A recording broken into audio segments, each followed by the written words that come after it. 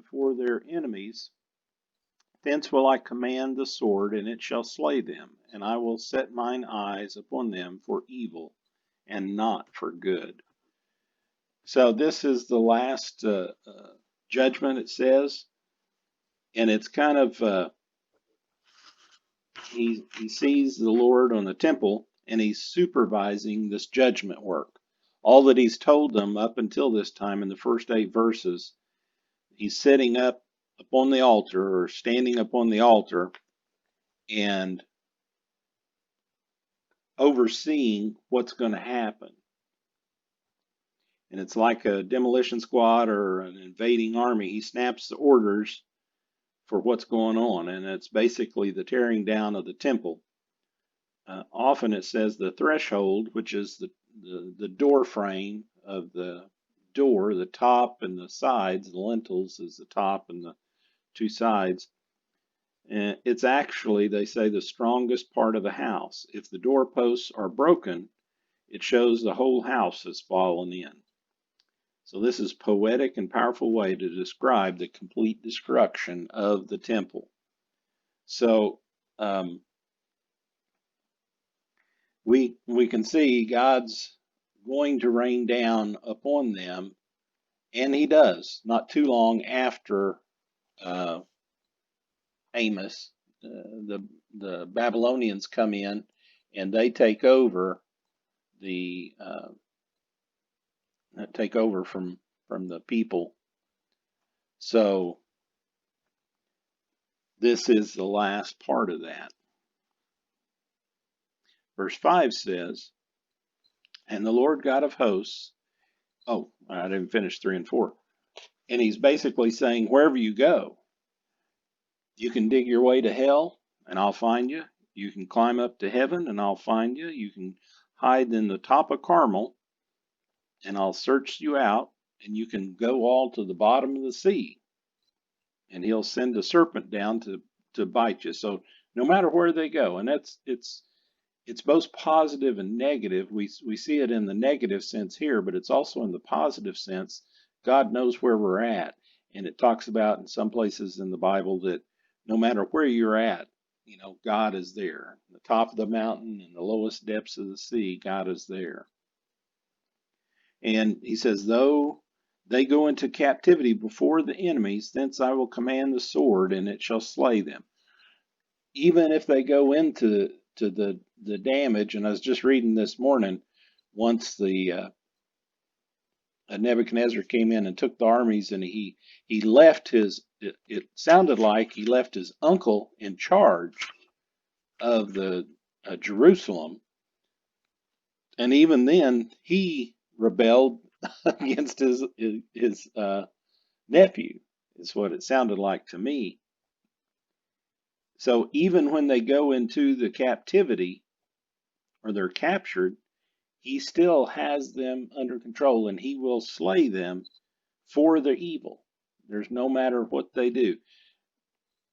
I was reading about some of the, like I said, in the last part of Chronicles, and it talks about some of the good kings that they had, and even supposedly the best king they had after David, even he taking down and tearing down the temple of the old, of the other idols and all the places of worship and killing all the priests and all that, he still wasn't able to stamp it out because the people wanted that idolatry.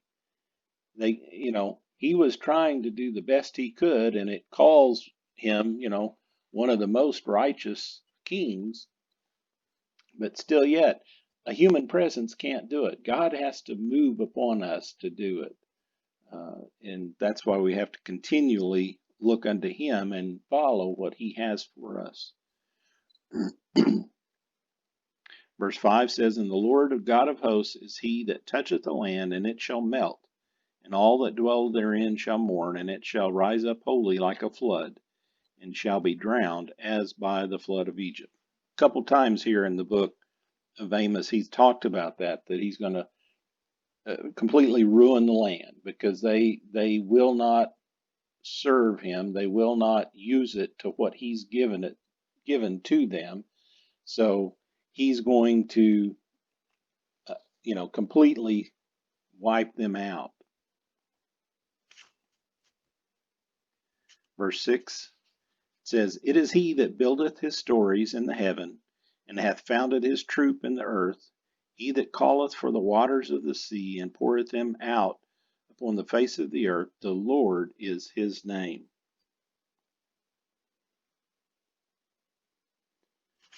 It says this isn't just a flowery introduction. Israel remembered who God is, understanding all his might and joy and glory. Then they acted in a way that brought him glory. Constantly, Amos and other prophets teach us what we should do based on an understanding of who God is. In this book, in chapters 7 through 9, Amos uses the title Lord God 12 times.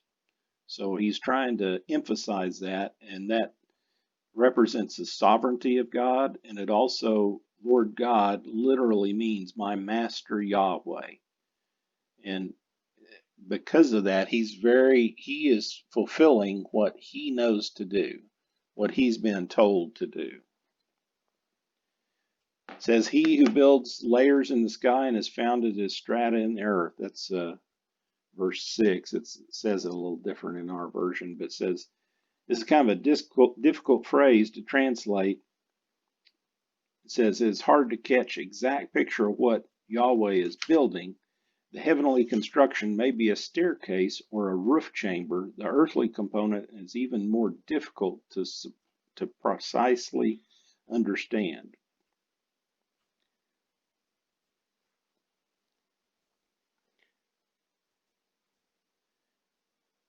Yeah, that's verse 7. It says, "Are ye not as the children of Ethiopians unto me? O children of Israel, saith Lord, have not I brought up Israel out of the land of Egypt, and the Philistines from Captor, and the Syrians from Ker?" Now, you hear quite a bit about the Philistines. You hear about Syrians and Assyrians, but you don't hear a whole lot about the Ethiopians. And that's because at that particular time, the Ethiopians were not thought of as a very prosperous land or a very strong land.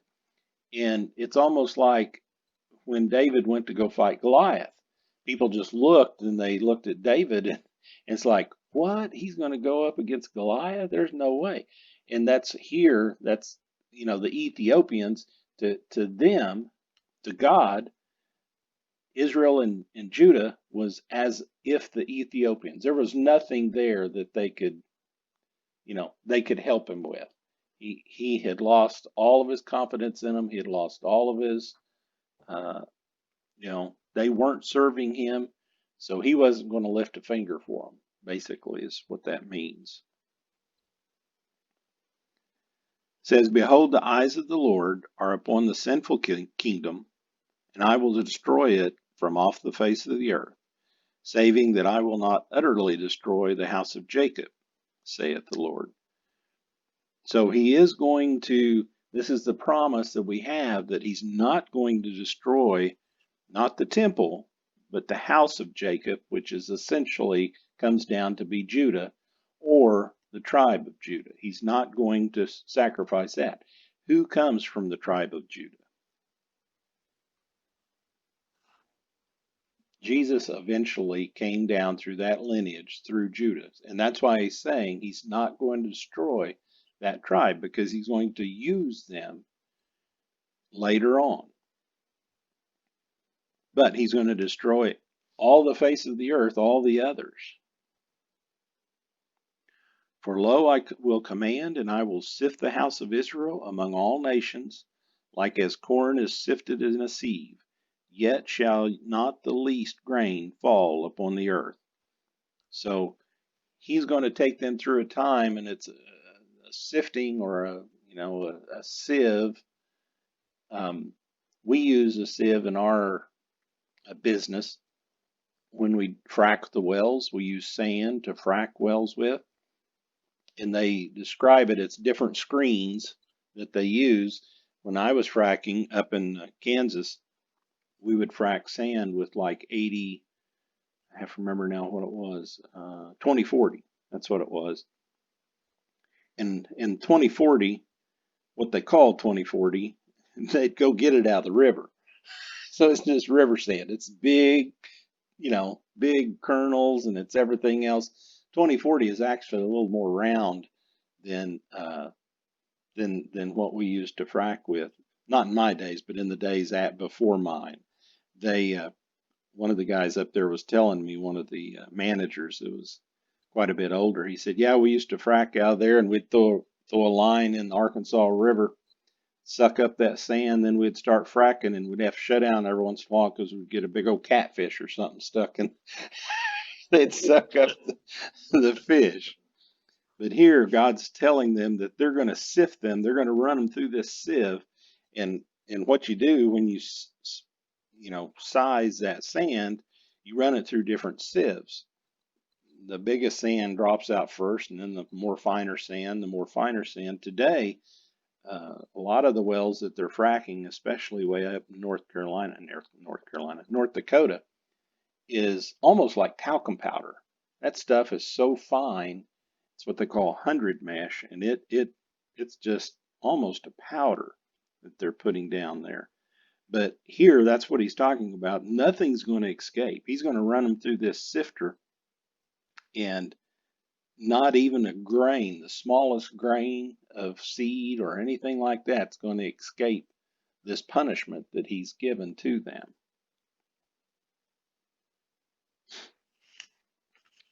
Verse 10 says, "All the sinners of my people shall die by the sword, which say, the evil shall not overtake nor prevent us."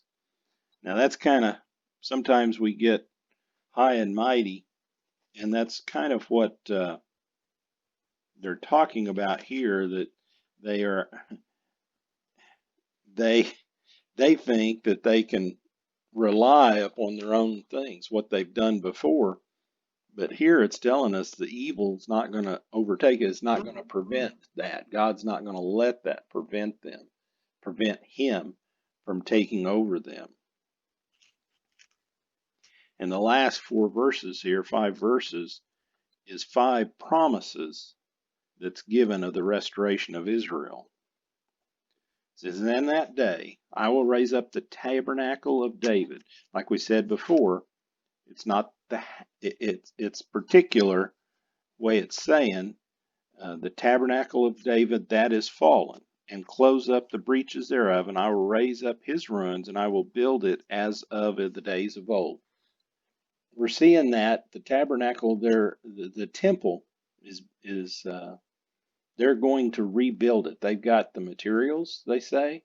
They've got everything ready to go. They're just waiting for the time where they can build it. Supposedly, it's going to be where the Dome of the Rock is now on the temple site, or very close to it.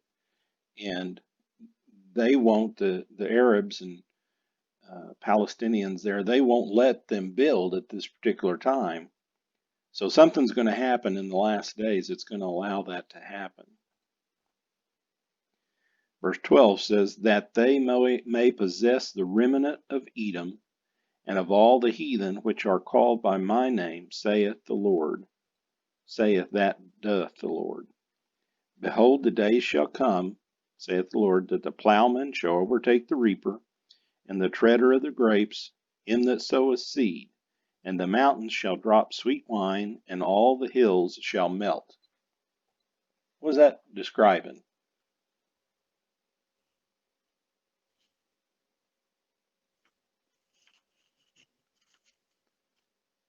Whenever you go out and I know when we were working with my grandpa, he would, whenever we'd go plant something, he would usually, like the potatoes, he'd have like 10 or 20 acres of potatoes. And he would ride the tractor and till all the soil up, and he had big uh, plow on the back of it, a single furrow plow, and it was turning it over, and we'd go back behind him, and throwing the potatoes in the bottom of that furrow. And then he'd come back and turn it back over and cover them up. Well, here it's saying the plowman shall overtake the reaper. They're going to be working so fast, and there's so much is going to be coming in that the guys that are sowing are running into the guys that are reaping. So the grape vineyard grapes guys, they're picking the crops, and the next one's coming along, they're planting some more beside it. It's going to be a time of what he's talking about is a time of prosperity. And that's what we've seen today. Israel is very prosperous. They're one of the, for the size of it, they're one of the greatest nations, GDP wise and GDP wise, and everything. They have a lot that they're trading. They can pay, a lot for their military and stuff. And just recently they found a lot of gas offshore, and they're going to be a self-sufficient in the natural gas business themselves. I mean, they don't have a lot of oil yet, but they're going to, since they have the natural gas, they're going to, make everything natural gas over there. And some people think that may be part of what causes the last days wars that's going to happen. That the Middle East countries are going to fight over that. Verse 14 says, "And I will bring again the captivity of my people of Israel, and they shall build the waste cities, and inhabit them, and they shall plant vineyards, and drink the wine thereof, and they shall also make gardens, and eat the fruit of them." Everything they do, even at that particular time, they would have cities that they would build out away. They called them waste cities, but it's the lesser cities that are out. Even those are going to be occupied. They're going to make gardens. They're going to eat the fruit of them. They're going to do everything that, like I said, it's going to be so prosperous. That's a promise of the restored Israel. In the last chapter, I'm sorry.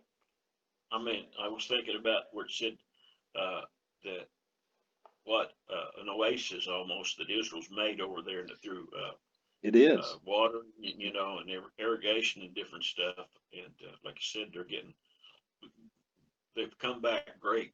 They have. I was reading an article the other day. I can't remember which country it was. The UAE or one of them over there was trying to get with Israel to sign a contract to help them turn some of their desert into, like they've done, an oasis, be able to farm it and do all that stuff. Because right now they have a lot of oil, but they don't have a lot of anything else, sand. And so they import just about everything they can. And if the oil and the gas goes down, they don't have anything. They're going to be poor. They'll just have to raise their goats and camels and whatever they're raising over there, and that'll be all they have. But in the last days, like you said, that's what it's supposed to be. Israel is supposed to be prosperous. Verse 15 says, "And I will plant them upon their land, and they shall no more be pulled up out of their land, which I have given them, saith the Lord of God." So that's the last promise that he's given to them. And, we believe at this particular time that's now. He's given it to them back in 1948. And the people in Israel are believing that. And they're going to fight tooth and nail to stay there. They're not going to get kicked out again like they were in the old days. So, any questions? Comments? Nope. Well, next week we'll just continue on. We go to the one verse book, Obadiah. I think it's just one chapter. It's not one verse, but one chapter. So we'll look at it. So I'll see y'all next week or Sunday, I guess. Nothing else. Y'all take care. All righty. Love you. Love y'all too. Bye-bye.